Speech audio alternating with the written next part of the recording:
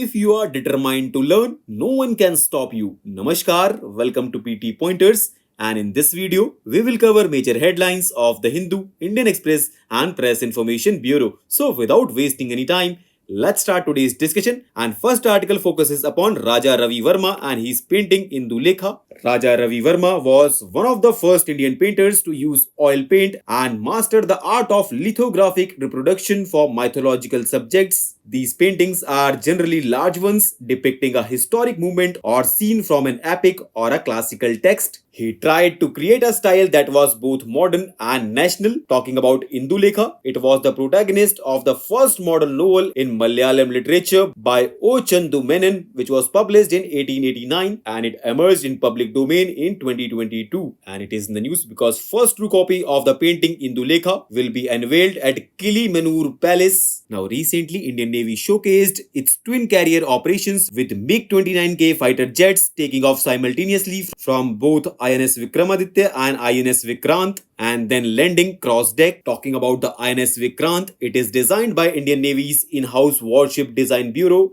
and built by Cochin Shipyard Limited, which is a public sector shipyard under the Ministry of Ports, Shipping and Waterways. Vikrant is the largest ship ever built in maritime history of India, and it is named after India's first aircraft carrier, which had played a crucial role in the 1971 war. Vikrant can operate an air wing of 30 aircraft comprising MiG-29K fighter jets, Kamov-31, MH-60R multi-role helicopters, in addition to advanced light helicopters and light combat aircraft. Next article talks about India's Chinese import bill, and according to recent report by Global Trade Research Initiative, India's imports from China crossed $101 billion in 2023-24 from about $70 billion in 2018-19, and country's share of India's industrial goods imports had risen from 21% to 30% over 15 years. For example, China's share in imports of electronic and electrical products is 43.9%, in machinery it is 39.7%, in textile and clothing it is 38.2%, in chemical and pharmaceuticals it is 26.8%, and in automobiles it is 26%. Talking about Global Trade Research Initiative, it is a research group focused on climate change, technology and trade. Next article talks about anticyclones, which can be defined as large wind system that rotates about center of high atmospheric pressure clockwise in northern hemisphere and counterclockwise in the southern hemisphere. It denotes an atmospheric system just opposite to cyclones, and they are characterized by clear and fine weather. And recently it has been observed that anticyclonic circulations were the drivers of unusual rainfall over Odisha. Next article is related to combustion, which is a type of chemical reaction called redox reaction. Here one substance loses electrons and other gains them. Losing substance is called oxidant and gaining substance is called the reductant. During combustion, fuel is reductant. Next article is related to Global Treaty on Plastic Waste, and recently thousands of negotiators and observers from 175 countries arrived in Canada to begin talks regarding very first global treaty to curb plastic pollution, and this is the fourth round of negotiations since 2022 when United Nations Environment Assembly agreed to develop a legally binding treaty on plastic pollution by the end of 2024, and final round will take place in November this year in South Korea. Now what is the need of global plastic treaty? So friends, global plastic treaty is urgently required to limit plastic contribution to climate change, biodiversity loss and pollution,